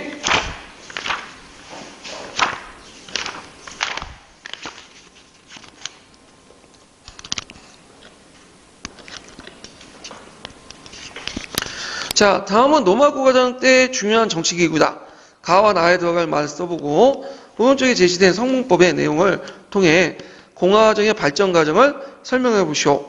자, 가는 노마 최고 책임자고 최고 군사 지도자며 임기가 1년이다. 선출제다. 자, 그 가에 들어갈 것은 뭘까요? 집정관이죠. 집정관. 그 다음에 나는 평민대 여론을 대변하고 있고 평민을 소집할 수 있다. 호민관이죠. 자, 그 다음에 두 번째 물어볼 것이 이제 성목법 내용에 대해서 공화정 발전 과정을 쓰는데, 자, 여기에서 이제 거기 그 성목법 내용을 쭉 쓰시면, 그래서 이제 니키니우스법은 집정관명을 평민에 선출할 수 있고, 평민관도 집정관을 비롯한 정무관직에 오를 수 있다. 그 다음에 호르테시우법은 평민의 거리가 원론의 승인 없이도 법적 혼을 갖게 하고 평민과 귀족 간의 법률상 평등을 시현함으로써 귀족적 공화정에서 민주주의 공화정을 발전시키는 계기를 마련했다. 그래서 거기 성목법 제정 니키니우스법하고 호르테시우법의 내용을 쓰시면 될 것 같아요. 예. 자, 그 다음에 2번 문제 볼게요. 자, 다음은 김교사가 노마 공화정 정치 구조를 설명하기 위해서 만든 도식이다. 자, 기획에 해당하는 기구의 구성원 ESCO 이렇게 있는데 구성 원리인가? 네, 그 기구의 구성 원리를 쓰시오 이렇게 있는데 기구의 명칭은 이건 뭐예요?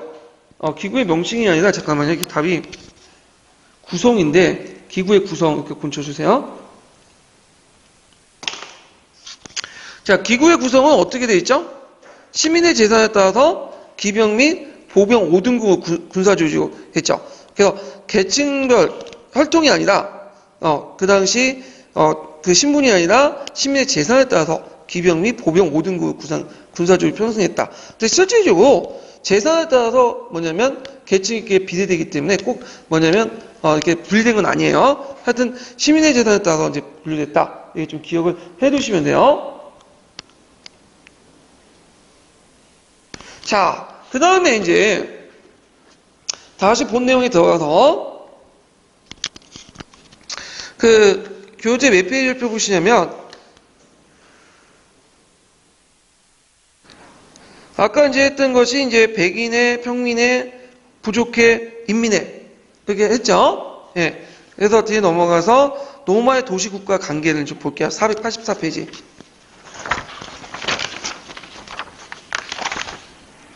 요거 하기 전에 잠깐 총괄평가 문제 풀면서 좀 할게요. 이걸 안 풀어봤네. 자, 총괄평가 170페이지 펴보세요.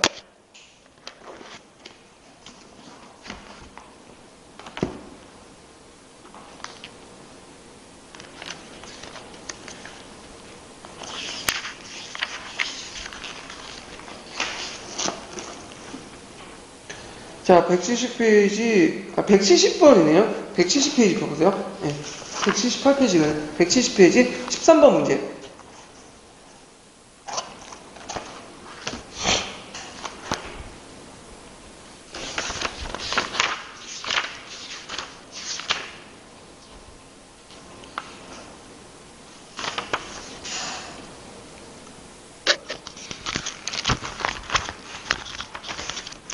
자, 다음은 가의 실질적인 입법기관에 있었던 노마의 어떤 그 시기의 권력구도와 가가 실제 입법기관에 있었던 노마의 어떤 시기의 권력구도와 가에 들어갈 입법기구의 명칭을 써보고 나 기관이 구성한 계층이 형성된 배경과 이들 계층의 권력장악의 의미를 각각 말해보시오.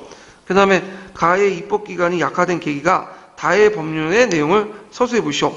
자, 여기 보면 이제 집정관, 호민관, 가, 나 있는데 가는 입법기관은 시민의 재산에 따라 5등급에 따라 구분된 군사조직이었다. 가의 입법기관은 뭘까요? 백인의 병사와 관련된 거죠. 그래서 백인의 또는 병사의 이렇게 이제 답을 구성하시면 되고요. 그 다음에 여기에는 나는 뭘까요? 나는 원료원이죠. 원료원. 그래서 이 원료원 쓰고 그 다음에 그 원료원이 이제 이 계층들이 이제 노비데스 계층의 형성 배경을 이제 쓰라고 했으니까 그 배경을 쓰면 노마의 혈통적 귀족들이 평민 상층, 기사 상층의 통치계급 흡수해서 형성하죠. 그래서 그들끼리 통혼권이 형성되면서 노비데스 계층이 된 거죠. 그래서 이들 계층의 이제 권력장악의 의미는 그 당시 노마 국가정이 혈통적 귀족 정치에서 노비데스, 그러니까 원료원 계층 가두 정치로 변하게 됐다. 이렇게 쓰시면 되고요. 그 다음에 다의 법률 내용. 그래서 그 다의 그 권력기관이 약화된 다의 법률 내용을 쓰면 호호테시우스법의 내용을 쓰시면 되겠죠. 평민의 결정이 원료원의 승인에 거치지 않고 그대로 법으로 인정받게 됐다. 그런 것들 이제 같이 쓰시면 될 것 같아요. 자, 그 다음에 이제 118페이지. 118페이지인가? 잠깐만. 이게 29번 문제니까 제가 잘못 적은. 181페이지.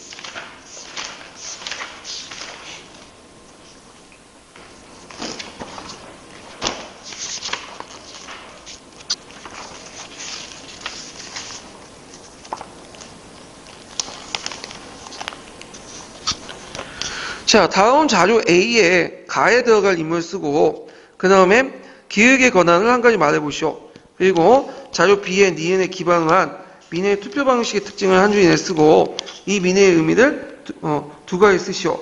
자, 자료 A 보면 호민관들은 그 당시 귀족을 소집할 수도 없었고 귀족 앞에 법안을 제출할 수 없었다. 따라서 호민관이 제안하여 승인된 규정은 법으로 불리지 않고 단순히 평민의 결의라고 불렸다. 등등등 이렇게 있는데, 자, 여기에서 호민관이라는 그 권한은 뭘 써야 될까요? 호민관의 권한은. 이 당시 호민관의 권한은 정무관이나 원료의 결정을 거부할 수 있는 권한을 갖고 있어요. 예, 거부권을 갖고 있지, 뭐 행정과 군사에 대한 어떤 그 입법의 권한을 갖고 있는 게 아니에요. 예. 그 다음에 여기에서 이제 가에 들어갈 인물은 누구야? 가에 들어가는. 자, 여기에 가에 들어간 것은 멋멋이 들어가기 전까지 호호테우시우스. 호호테시우스는 법이기도 하지만 김영란처럼 뭐냐? 이 사람 이름이에요. 그래서 서양에서 보면 되게 이제 법을 정할 때 그 사람의 이름을 따는 경우가 많죠. 그래서 호호테시우스 법은 누가 발의했기 때문에 호호테시우스가 발의했기 때문에 이런 것들 쓰시면 되고, 그 다음에 그 백인의 이제 투표 방식을 말해서 캡처하는 그래서 투표는 개인별 투표가 아니라 백인대 단위로 행해줬고, 그것도 상위급부터 투표를 해서 과반수가 닿으면 투표가 끝났다. 그래서 과반수가 닿으면 투표가 끝났다는 건 실제 어디까지만 했다는 거야? RC도 이게 증득만. 여기 98표를 가지고 있었기 때문에 그런 거죠. 예. 그래서 이제 이런 것들. 그 다음에 이제 요때 이 민의 의미. 이 민의 의미는 백인의 의미를 쓰시면 되겠죠. 평민에게 형식적으로 국정에 참여할 수 있는 기회 주고, 그 중에 부유한 자, 노비데스가 실제적으로 발언권을 부여했다. 그래서 신분과 혈통의 구분이 일단 사라지고 거의 시민 전체가 상징적 일체감을 주었다. 이렇게 보시면 돼요. 그래서 백인의 의미도 나올 수가 있으니까 정치적 의미도 좀 기억을 해두세요. 자, 그래서 이렇게 이제 한번 로마의 권력 구조 관련된 내용을 이제 바꾸고, 그 다음에 내용 들어가서 로마 도시국가의 관계를 볼게요.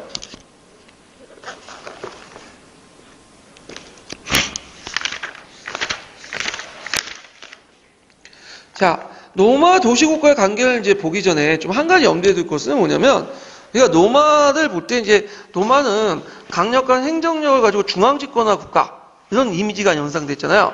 근데 그런 이미지는 제정 시기 때 들어와서 그런 거 생기고, 아직 로마 시대 때 공화정 시기 때는 이탈리아 반도 통일 시기까지는 이렇게 중앙집권화 시스템에 의해서 만들어진 국가는 아니에요. 그러니까 우리나라식으로 따지면 어떤 시기냐면 연맹왕국이야. 연맹왕국. 그러니까 로마라는 그 중심 도시가 있고 다른 도시가 정복이나 해유나 타협을 통해서 로마 밑에 들어가요. 그래서 나름대로 자치권을 구성하고 있지만 로마 예속된 형태.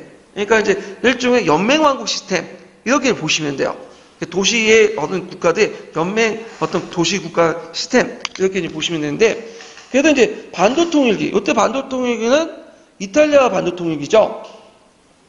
그래서 이탈리아 반도 통일기 때 이제 도시 국가의 관계를 보면 크게 도시 국가를 로마는 자치도시, 신민도시 이렇게 이제 나눴어요. 동맹도시 이렇게. 자, 그러면 자치도시는 두 가지 형태가 있는데, 하나가 나티움 지역과의 자치도시예요. 예. 그러니까 이는 로마가 지역에 있었던 라틴 지역 거주 지역인데, 원래 이제 이 로마족은 라틴족이죠. 그러니까 주변에 있는 라틴족들은 일종의 자기 동포들이야. 그래서 이들 도시국가들은 일종의 여러 가지 특권을 줘요. 그래가지고 납세나 병역의 의무, 초기에는 이들에게 라틴 시민권을 부여했지만 점차 로마 시민권을 부여하게 되죠. 그 다음에 동맹도시는 뭐냐? 이 동맹도시는 이탈리아 반도에는 여러 민족들 관계예요. 그래서 이탈리아 반도는 예전엔 라틴족만 살았던 게 아니라 삼리아족이라든지 갈리아족이라든지 등등등 여러 민족들이 살았어. 지금은 이제 통합됐지만, 그래서 이들에게는 로마 라틴 시민권이 없어요. 뭐가 있냐면 이탈리아 동맹시 시민권이 있어요. 이탈리아 동맹시 시민권. 그리고 이탈리아 반도에 거주하는 이민족도 구성됐고요. 그리고 동맹관계 전쟁 때 병역 의무가 있고, 그래서 이제 그때 전쟁 약탈물 분배 권한도 있고요. 그 다음에 일반적으로 피종국민에게 부과했던 세금을 면제됐다. 그래서 이 동맹도시에게는 주로 이탈리아 동맹시 시민권을 줬다. 근데 이제 공화정 말기 때 이탈리아 동맹시들이 반란일으켰죠.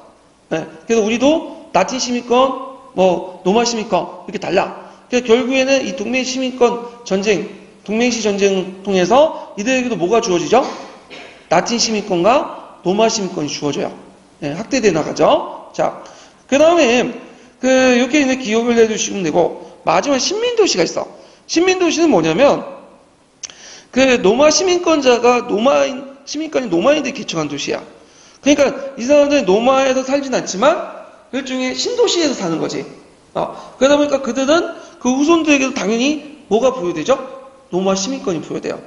그래서 이들은 이제 주로 로마에서 이 빈곤층들이 많잖아요. 이들을 이제 방출하거나 아니면 군인들 있죠. 퇴역한 군인들에게 땅을 주고 거기에서 이제 살도록 하게 하는데, 이때 이제 신민도시들이 만들어지죠. 그러면서 이런 것들은 이제 신민도시들이다. 좀 기억을 해두시고.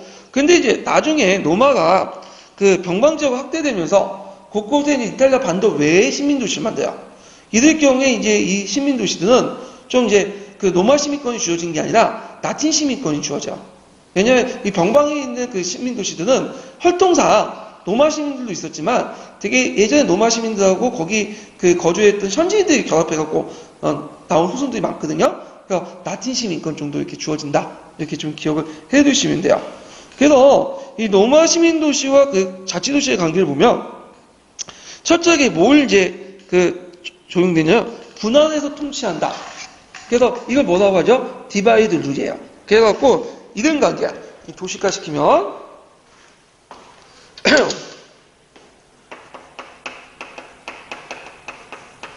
노마 도시가 있고요. 노마가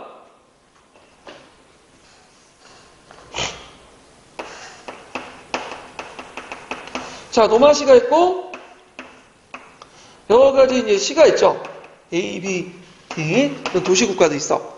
그래서 그 A와 B, B와 C, C라는 도시가 이렇게 연맹을 못 맞아. 오히려 누구만이 되죠? 노마 시민 간의 1대1 관계만 있는 거지. 이들 간의 관계가 동맹을 못 맞게 해요. 네. 그리고 이들 뭐냐면 도시들도 뭘 통해서 통제하죠? 시민권을 통해서 통제를 하죠. 그 시민권을 3개 남았죠? 노마 시민권, 라틴 시민권, 이탈리아 동맹 시민권. 이런 걸 절저하게 주면서 통제를 해. 그래서 이렇게 해서 이제 뭐냐면 그 동맹 시기 간의 어떤 그 관계를 유지했다. 이렇게 좀 기억을 해두세요. 그래서 노마와 각 도시국가는 각자 연결되어 있고 도시 간의 동맹이 금지되어 있고요.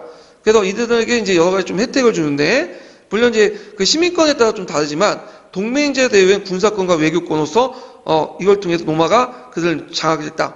그래서 동맹제 대우를 해줬고 군사권과 외교권 노마가 장악했고 그들 나머지 부분 자치권을 그들이 인정해줬다. 이렇게 이제 보시면 돼요.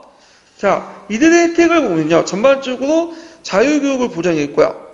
그 다음에 대외 문제에 대한 모든 그 문제를 자치적으로 운영했죠. 군사권과 외교권을 제어하고 그 다음에 노마인 간의 통상권과 통혼권을 운영하고요. 그 다음에 그들의 능력에 따라 노마 시민권을 개방을 했다. 이렇게 보시면 될 것 같아요. 예. 그래서 이런 그 도시국가의 관계는 이런 식으로 동맹각을 유지하면서 또 노마 시민권을 적절하게 유지하면서 이걸 통제했다. 이렇게 보시면 되고 근데 이제 지중해 정복기는 좀 달라요. 지중해 정복기는 이제 반도 통일기가 하고 나서 그 당시 이제 시칠라부터 그 당시 또 여러 정복 전쟁을 하죠. 포에니 전쟁이고 그래서 이때는 다른 통치 방식이에요. 이때는 직접 통치를 해. 그래서 뭘 파견하냐면 속초를 삼아갖고 총독을 파견해서 해요. 그래서 그 총독을 파견하고 그 밑에 이제 징세 청부업자를 파견했고 이제 세금을 걷고 물론 징세 청부인조 나중에 폐지되지만 행정 공무원이 걷게 되지만 하여튼 이렇게 했고 나중에 이제 제정 시기 때는 속주를 2개로 나누죠. 원로원이 직접 통치하는 속주와 그 다음에 황제가 직접 뭐냐면 지배하는 속주 이렇게 나눈다. 이런 등등. 그래서 황제가 직접 뭐냐면 지배하는 속주는 대개 직할제예요. 그래서 황제의 어떤 대관들이 파견돼요. 대표적인 황제가 뭐냐면 가나안 속주가 어딜까요? 이집트죠. 이집트는 그 당시 상당한 곡창지였죠. 그 다음에 원로원이 가나안 속주가 대표적인 게 뭐냐면 그 실리아섬 있죠. 예, 그 포에니 전쟁 이후에 얻었던 그때가 이제 대표적인 것들이죠. 자, 이거는 이제 이 부분은 나중에 뒤에 얘기할게요. 이 부분은. 자, 시민권을 볼게요. 자, 이 시민권은 별표 2개 쳐놓으세요. 예전에 기출문에 나왔던 거죠. 자, 노마가 팽창할 수 있었던 이유는 뭐냐면 이 시민권 정책 때문이야. 그래서 앞에 이제 언급했던 아테네나 스파르타 같은 경우에는 시민권을 폐쇄적으로 운영했죠. 결국에는 이 시민권을 폐쇄적으로 운영했기 때문에 다른 민족이나 이런 것들과 이제 서로 융합하지 못하고 결국에는 조그만 도시국가에 머무는데 노마는 조그만 도시국가에 출발해가지고 세계 제국으로 확대될 수 있었던 게 그 원동력이 이 시민권이었다. 그래서 피정복민들에게 시민권을 개방을 했어. 그리고 시민권도 참정권 유무에 따라서 뭐냐면 3개로 나누죠. 완전한 시민권은 뭐죠? 로마 시민권이에요. 네. 그 다음에 반 정도 가지고 있는 참정권을 가지고 있는 시민권, 라틴 시민권. 그다음에 참정권이 없고 약간의 권한만 있는 게 이탈리아 동맹 시민권. 이렇게 이제 구분이 됐다. 그러면 이 시민권은 어떤 역할을 하냐? 자, 외부적으로는 그 강압적인 지배를 통해 긴장 관계를 대신에 노마 시민권을 매개해서 중앙 권력 기구를 편입해서 이탈리아 상층 도시 시민층을 포함했다. 지배층을. 그래갖고 그 당시 이제 노마의 지배 아래 있었던 여러 지역이 있을 거 아니에요? 네, 여러 민족과 지배 지역들이. 근데 보통 이제 다른 그 제국이 확대되면 저항을 하죠. 근데 노마 상층 그 지배층들, 그 지배받고 있는 상층 지배층은 두 가지 갈림길이 있어요. 첫 번째는 저항을 할 것이냐. 그래서 두 번째로는 노마 시민권을 얻어가지고 자기가 노마의 권력구조에 편입할 것이냐. 근데 노마는 이들 상층들에게 노마 시민권을 개방해가지고 이들 권력구조 편입시킬 수 있는 제도가 잘 돼 있어. 그러다 보니까 이들의 선택은 첫 번째 경우보다는 두 번째 경우를 하겠죠. 그래서 자신들의 세력을 노마에게 주고, 그리고 자신은 노마 시민권을 얻어가지고 노마의 정무직이나 권력구조 편입을 하죠. 그래서 노마의 거기 집정관이나 심지어 제정시대 때 황제 중에 그 출신을 보면 예전에 자기가 항복했던 나라들 있죠. 나라들이나 그다음에 그 병방에 있는 그 지역 출신이 되게 많아요. 그래갖고 그 당시 자기가 예전에 지배했던 나라들 그 출신들이 와가지고 노마 집정관이 되거나, 심지어는 황제도 예전에 지배했던 시리아 쪽에 황제 있죠. 이집트 쪽에 출신들이 황제가 되거나 그런 경우가 많았다. 그래서 이제 이 노마 시민권을 적절하게 이용해갖고 다양한 세력들을 포섭할 수 있었다. 이렇게 좀 기억을 해두시면 될 것 같아요. 자, 이거는 이제 신라하고 비교해 볼 수 있죠. 신라 같은 경우에는 철저하게 누구 중심이에요? 경주에는 김씨 세력들이 중심이죠. 그러다 보니까 지방 세력을 효율적으로 통제를 못해. 그래서 결국엔 지방 세력들이 권력의 신라의 중앙 권력 구조에 개입하지 못하니까, 들어가지 못하니까 지방에서 어떻게 해요? 독자적 세력을 만든 다음에 신라에 반항을 했잖아요. 결국엔 이것이 신라의 멸망을 이뤘는데, 노마는 거꾸로 지방의 사람들, 다양한 민족과 출신들을 그들 안으로 포용 있게 들어와서 권력 구조를 편입시켰다. 이런 것들이 노마의 성장의 원동력이었죠. 그리고 내부적으로는 노마의 군사력을 제공해줬다. 그래서 그 당시 인력의 조달 및 지배 부담을 수반된 공동체 확장과 도시의 공동 배태적 속성을 조정하면서 이렇게 하죠. 이게 무슨 말이냐면, 그 당시 이제 도시에는 노마 시민권을 확대시키는 것도 반대하는 사람들이 있죠. 근데 또 노마가 확장하려면, 노마의 군사력을 제공받고 확장하려면 뭐죠? 시민권을 나눠줘야 되겠죠. 그래서 시민권을 줄 때도 그냥 주는 게 아니라 적절한 범위 내에서 차등조 있게 줬다. 그래서 이런 배타적 속성과 그 다음에 확장에 대한 욕구, 이런 것들을 적절하게 내부적으로 통제를 했다. 이런 것들이 특징이죠. 자, 그러면 노마 시민권의 종류를 볼게요. 노마 시민권의 종류. 노마 시민권은 크게 세 가지가 있는데, 첫 번째 노마 시민권은 완전한 노마 시민권. 우리가 말하는 노마 시민권이죠. 부여됐고, 요거 참정권이 다 있는 시민권이에요. 근데 이제 피종목인에 부여했던 시민권은 두 개가 있어요. 하나가 이제 두 번째 등급의 시민권이 라틴 시민권이야. 그러니까 이제 미국식으로 말하면 미국의 시민권 있고, 미국에 또 뭐가 있죠? 영주권 있죠? 영주권하고 비슷한 건데, 저도 이제 이 라틴 시민권은 말 그대로 처음에 자기 주변에 있는 같은 민족이었던 라틴 지역에 거주한 자치도시와 식민도시에 부여했어요. 근데 이 대상이 점점 확대돼서 다양한 민족들에게 부여되고, 그 다음에 나중에 제정된 가면 그 당시 남부 갈리아나, 에스파냐, 아프리카, 인드, 상층 지배층에게 부여해요. 그러니까 이거는 미국의 영주권과 비슷하다고 보시면 돼요. 영주권은 3, 4년 동안 가지고 있으면, 벌 무리 없이 가지고 있으면 그거 뭘로 보죠? 간단한 시험을 통해서 시민권 얻죠. 마찬가지로 라틴 시민권은 그 당시 노마 시민권을 들어가기 위한 가독의 시민권, 이렇게 보시면 되죠. 그래서 그들의 라틴 시민권 권한을 보면 통상권과 통문권이 있고요. 노마에 만약 거주할 경우에 일시적으로 트리프스 투표권을 부여받을 수 있어요. 투표권을 부여할 수 있고, 그 다음에 노마의 장기 여주자 후에 이것이 뭘로 바뀌냐면 라틴 시민권을 부여받아요. 그래서 이제 이런 것들, 그래서 노마 고급 정무관 항소권, 식민지 정무관과 가족들이 노마 시민권 부여 기회가 권리가 더 추가된다. 그래서 가도기적인 어떤 의미를 가지고 있다. 근데 이 라틴 시민권이 나중에 의미가 없어진 게 뭐냐면 칼라칼라 황제 때죠. 네, 칼라칼라 제정 시기 때 이제 황제인데, 시리아 계통의 세베루스조 왕조 때 그 황제예요. 근데 이 사람이 이제 재정 확대의 목적으로 노마 시민권을 모든 국내에 있는 노마 시민들에게 다 부과해요. 그러면서 이때부터는 실제로 이제 노마 시민권의 의미가 없어져. 왜냐면 개나 소나 다 노마 시민권이면 그 의미가 없잖아요. 그러니까 자연스럽게 라틴 시민권도 없어지게 되죠. 네. 그럼 칼라칼라 황제 때 왜 노마 시민권을 모든 사람에게 다 줬냐? 적당히 통제하면서 줘야 될 거 아니야. 그게 의미가 있는 거지.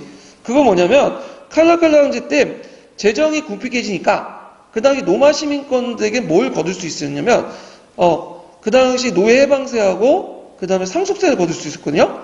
그래서 이걸 노마 시민권 확대시켜갖고 이 다른 사람에게 노예 해방세와 상속세를 걷기 위해서 뭐냐면 이 사람들에게 모든 그 노마민들에게 노마 시민권을 줬다.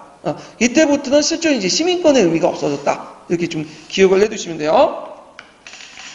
그 다음에 이제 하등 시민권이 뭐냐면 이탈리아 동맹 시민권이에요. 그래서 보통 우리가 이탈리아를 노마 동일하게 여기잖아요. 근데 그 당시 고대 시대 때 이탈리아의 의미는 어떤 의미냐면 노마를 제외한 이탈리아 반도에 있는 모든 사람들 이탈리아라고 했어요. 그래서 노마인하고 그 당시 이탈리아에는 다른 사람들이야. 노마인은 우리가 생각하는 라틴적으로 구성된 사람들이고 이탈리아 사람들은 노마에 제외한 다른 민족들을 이탈리아에 있어요. 노마의 지배를 받았지만 하여튼 이들에게 줬던 시민권이 이탈리아 동맹 시민권인데 요거는 서기에 없어요. 좀 전문적인 서적이 있어요. 그래서 나티온 지역을 제외한 자치도시에 부여했고요. 이민족들에게 부여했죠. 그래서 이들은 트리프스의 창조권은 없지만 노마인에 대한 통상권과 통호권이 있고요. 그 다음에 이제 전쟁 때 작가 전리품을 배분할 수 있는 권한이 있어요. 예. 그 다음에 후에 이탈리아 동맹시 전쟁을 통해서 점진적으로 라틴 시민권하고 노마 시민권을 얻게 돼요. 예. 그래서 나중에 이탈리아 동맹 시민권이 점점 없어지게 되죠. 그래서 세계 시민권에 대해서 설명했고요. 자, 시민권 정책의 의의, 이거 외워두셔야죠. 그래서 이탈리아 반도 통일에 크게 기여했고, 그리고 정복민과 피정복의 대립을 해소시켜서 이탈리아가 그 세계 제국으로 발전될 수 있는 원동력을 이용했다. 이렇게 기억을 해두시면 돼요. 자, 그래도 예전에는 시민권 정책의 의의 쓰라고 시험문제 나왔으니까 좀 기억을 해두시고, 그러면 관련된 이제 기출문제를 잠깐 풀어볼게요. 자, 173페이지 풀어보세요. 173페이지. 3번 문제죠. 예. 자, 일단은 이제 거기에 이제 들어갈 말을 보면 거기 가에 들어갈 것은 뭘까요? 시민권이죠. 예. 그다음에 나에 들어갈 것은 군역이에요. 조세직 말 또는 요 내용인데 요 내용을 한번 읽어볼게요. 예문 자체가 상당히 내용이 많이 들어가 있기 때문에 읽고 그 다음 나갈게요. 자, 한번 읽어볼까요? 네. 예문 읽어보시겠어요? 네. 로마가 거둔 군사적 성공의 원동력은 중소자영농으로 이루어진 농민병사였다. 그러나 피정복민에 대한 로마의 정책 또한 이에 못지않게 중요하였다. 로마는 전쟁 중에 유례가 없을 정도로 잔인하고 무자비했으나 승리했을 때 어느 누구보다도 간대하였다. 이것은 개방적이며 탄력적인 시민권 정책에서 잘 나타났다. 로마는 피정복민에게 시민권을 부여하거나 장래에 그렇게 할 가능성을 제공하였다. 그 대신 그들에게 병역을 요구하였다. 그래서 기원전 3세기에서 2세기 동안 피정복민 출신인 군인이 로마 군사력이 절반 이상을 차지하였다. 그 대신 그들에게 병역을 요구하였다.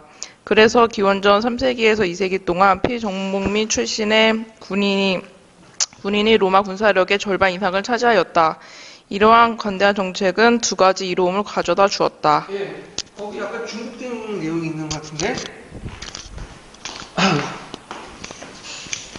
자, 그러면 이제 보면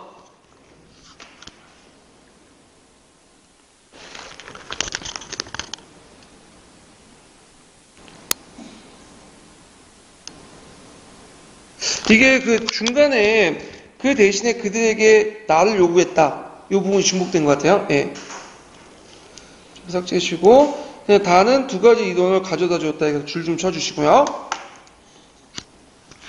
자, 그러면 요게 두 가지 이론을 뭘 가져다 줬냐? 이탈리아 반도의 통일 및 영토의 획득에 기여하고, 그 다음에 정복민과 피정복민과 대립을 해소시켜줬다. 이렇게 보시면 돼요. 예. 그 이탈리아는 그 노마 시민권을 적절하게 이용해서 군사력 확대에 크게 기여했던 것도 있어요. 예, 그래서 예문에서 읽어본 것처럼. 그래서 지금도 미국이 그런 정책들 하죠. 그래서 영주권자가 시민권으로 되는 제일 간단한 방법이 뭐냐면 미국 군대에 입대하는 거야. 미국 군대에 입대해갖고 한 2, 3년 동안 입대를 하면 뭐예요? 시민권을 얻게 되죠. 예. 그래갖고 이런 방법을 통해서 미국이 군대를 이제 병역 자원을 확보하는데 그 이용하죠. 노마하고 좀 비슷해. 그래서 미국이 지금 움직이는 시스템이 노마가 움직이는 시스템과 거의 비슷하거든요. 이 부분 좀 나중에 좀 얘기할게요. 자, 그 다음에 이제 그 총괄평가 문제를 풀어볼게요. 몇 페이지 표 보시냐면요. 180페이지 표 보세요. 180페이지.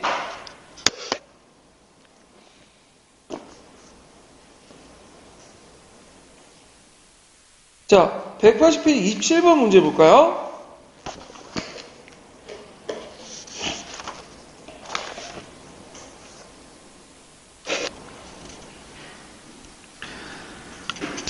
자, 다음 사연을 읽고 작성 방법에 따라 답안을 작성해 보시오. 자, 자료 A와 자료 B는 노마 시민권과 관련된 내용인데, 자, 나누비누인은 시민권을 받았으며 유노 소스피타 숲을 나누비누의 시민과 노마 시민이 공유하는 조건으로 그들은 성소로 돌려받았다. 이런 내용도 있는데, 그 다음에 두 번째 내용을 보면 타브로와 프라이데스트의 인민은 영토를 몰수당했다. 그는 나머지 다른 나티인과 함께 반란을 주창했을 뿐만 아니라 한때 노마인의 권력을 허무하여 야만인 갈리아인과 군사동맹을 맺었기 때문이다. 그래서 노마인의 권력을 허무하여 야만인, 여기 두 가지 있네요. 이렇게 좀 지우시고. 자, 여기에서 이제 요때 기획을 보면 노마 제국의 통치 방식을 두 줄 이내에 쓰시오. 이렇게 있는데, 자, 피정목민대 도시나 보족에 대해서 상당한 영토를 노마에 병합을 해요. 그래서 이거는 이제 뭐냐면 노마가 이제 동맹 도시와 이제 동맹을 맺을 때 동맹 도시의 상당수의 공유지를 자기가 갖게 돼요. 예. 원래 이게 노마 공유지예요, 원래는. 근데 이게 문제가 됐던 게 뭐냐면 나중에 이 공유지를 누가 독차지하냐면 불법적으로 노비데스 계층하고 에키테스 계층이 찾게 되는 거죠. 예. 그래서 이런 것들이 나중에 문제가 됐던 거예요. 자, 하여튼 이렇게 있고 그 당시 이제 어디까지 한 거야? 그래서 이제 개별적인 조약을 맺어 분할 통치를 했다. 그래서 조건을 달려 조약을 개별적으로 맺고 자치를 허용하고 상호간에 아무런 협정을 맺을 수 없다. 그래서 앞에 두 번째 내용이 이제 있죠. 그 당시 이제 타브로와 프라이네스트의 인민들이 다른 라틴인 반란을 주창하고 거기에다 누구와 동맹을 맺었기 때문에 지금 진압을 한 거예요. 갈리아인과 군사 동맹을 맺는 거죠. 원래 도시 동맹끼리는 노마 외에는 뭐예요? 상호간에 동맹을 못 맺게 있어요.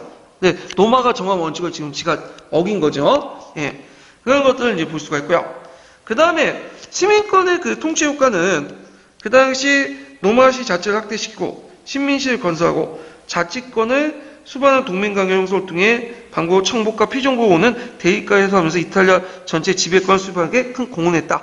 이런 것들을 통치 효과 두 줄 이내에 쓰시면 되고 그 다음에 자료 B의 반란의 명칭을 쓰고 이 반란의 결과및 영향을 두 줄 이내에 쓰시오. 자, 이거 한번 보죠. 이탈리아인들의 주장은 정당했으나 그들의 운명은 잔인하였다.